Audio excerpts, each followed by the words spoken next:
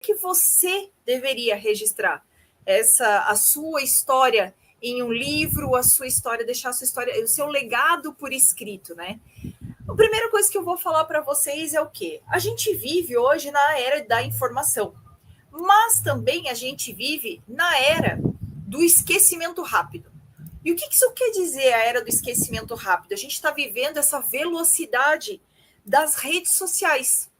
O que acontece nessa velocidade das redes sociais?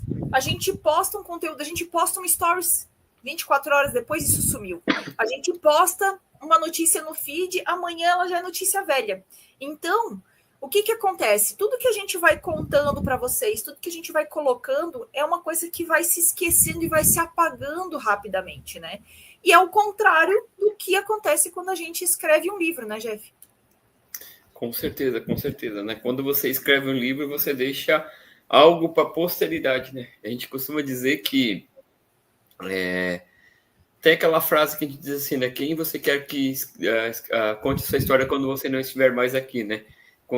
Você através da escrita de um livro ou pessoas que conheçam recortes da sua história, né? Então, essa jornada, essa maneira de você assumir o protagonismo da sua história não é somente enquanto você estiver vivo, enquanto você estiver permanecendo nesse plano, e sim deixar um livro escrito, escrever a sua história, deixar um livro para a posteridade, é você assumir o protagonismo mesmo quando você não estiver mais aqui, né, Gisele? Exatamente. A gente pensa o seguinte, ó. Vamos pensar como acontecia as coisas, como era a sabedoria antigamente, né? A sabedoria antigamente ela era passada de geração em geração, principalmente de forma através da oralidade, que é o quê? Quando alguém vai contando essa história, a gente conta a história, a gente ouve dos nossos avós, das pessoas mais velhas. Aí a gente tem que pensar o quê? Como essa história antigamente era passada através da oralidade, pensamos assim, ó, quando o ancião morre, quando essa pessoa detentora de toda essa sabedoria morre, é quase como se uma biblioteca inteira se incendiasse, porque todo o conhecimento que ela possuía, todo aquele saber que ela detinha, acaba morrendo junto com ela, né?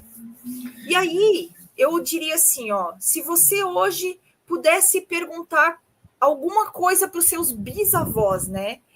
O que você perguntaria? E por que você, eu quero que você pare e faça uma reflexão assim, ó, por que você não sabe essa resposta, né? Porque essas histórias, essas respostas, querendo ou não, elas se perderam ao longo do tempo, né, Jeff? Isso. É até bom tocar nesse assunto, né, Gisele? Porque a editora NPL nasceu digamos assim, de algo inesperado, na realidade, né? Eu sempre conto que eu falava para o meu pai que ele deveria escrever o livro da família, porque ele tem todo um estudo da árvore genealógica da família, até os tataravós dele, no caso, meus pentavós. E aí eu disse assim, pai, por que o pai não registra esse livro, né? Coloca num livro para que fique registrado, para que se divulgue para mais pessoas, não fique só no computador do pai ou no site onde pessoas não têm muita intimidade com a tecnologia. Se o pai botar isso no livro, vai ficar legal. E aí, de tanto eu falar, de tanto eu, digamos, encher o saco dele, um dia ele falou assim para mim, olha, eu acho que você está transferindo uma responsabilidade para mim. Né? Eu acho que quem deveria escrever um livro é você. Eu quero, talvez um dia eu escreva, talvez eu não escreva esse livro, mas eu acho que essa responsabilidade, esse legado, quem tem que deixar é você. E foi quando nasceu daí o primeiro livro. Né? A gente conta um pouquinho antes do primeiro livro que não deu certo, mas o primeiro livro que efetivamente saiu da editora Impel, o livro número 1, que eu gosto de fazer uma analogia com a moeda número 1 do tio Patinhas, do CLT ao MKT, nasceu dessa provocação. De eu pensar assim, a gente foi visitar meus pais na cidade deles, e voltando eu fiquei com aquilo na cabeça. E aí, nesse retorno a Blumenau, né, quando a gente estava voltando, conversando com a Gisele, eu disse, não, eu vou escrever esse livro. E aí nasce o CLT ao MKT, justamente por esse incômodo, essa pulga atrás da orelha que ficava dizendo assim, meu, quando eu não estiver mais aqui, como é que eu vou deixar esse legado? Como é que eu vou deixar minha história? Como é que eu vou contar a minha história para os meus filhos, para os meus netos, para os meus bisnetos, quando não estiverem mais aqui? E aí entra essa questão que a Gisele falou, né? de que quando um ancião morre, é praticamente uma biblioteca de conhecimento, de experiências que se incendeia, ela vai embora, ela não fica. As pessoas que conheciam a história do bisavô, do tataravô, ela vai se perdendo com o tempo. É como se fosse um telefone sem fio, né? Você faz aquela brincadeira do telefone sem fio, coloca 10 pessoas. Você passa a mensagem para ela aqui, para a primeira pessoa, chega lá na 10ª pessoa, já não é mais a mensagem ela vai se perdendo ao longo do tempo. E quando você escreve o livro, quando você deixa a sua história registrada para a posteridade, não tem como essa mensagem ela se perder ao longo do tempo. Por quê? Porque é você contando a sua história, é você deixando o seu legado para a posteridade, né, Gisele? Exatamente, né? E aí a gente entra numa situação que é o perigo da narrativa alheia. Em que sentido essa questão que a gente enxerga o perigo da narrativa alheia, né? Como o Jeff bem falou, quando você está escrevendo o seu livro, quando você faz essa escrita, você faz esse registro, é você mesmo contando a sua verdade, a sua experiência, a sua vivência. Mas quando você não é o contador da sua história, alguém conta ela por você, né? E aí qual é o risco? Que provavelmente essa pessoa vai contar essa história com um viés. Quando você pensa assim, viés, o que é isso, né? Ela vai contar a sua história, mas pelo olhar dela, né? Uma coisa é o Jefferson contando a história dele para vocês. Outra coisa bem diferente sou eu contando a história dele para vocês. Eu estou observando um recorte e eu estou dando a minha interpretação para a história dele. Então, falta o que ali? A experiência dele, a emoção dele, as vivências dele, que a única pessoa que pode realmente contar isso de verdade é ele. E assim é também com a sua história. A única pessoa que pode contar qual foi a experiência dessa vivência, quais foram as emoções que você viveu, é você mesmo, né? Então, a gente tem que pensar o quê? Que escrever não é uma questão de vaidade, porque eu quero ter o meu livro, né? Na verdade, é um ato de responsabilidade com o seu próprio legado e, querendo ou não, também é um ato de generosidade com as futuras gerações, né?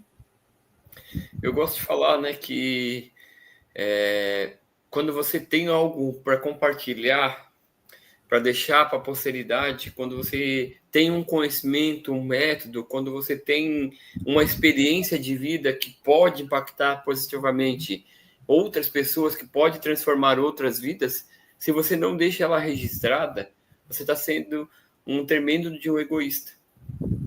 Por quê? Não faz sentido você não deixar isso, compartilhar essa história. Não faz sentido você ensinar às futuras gerações o que você aprendeu ao longo dos anos de experiência.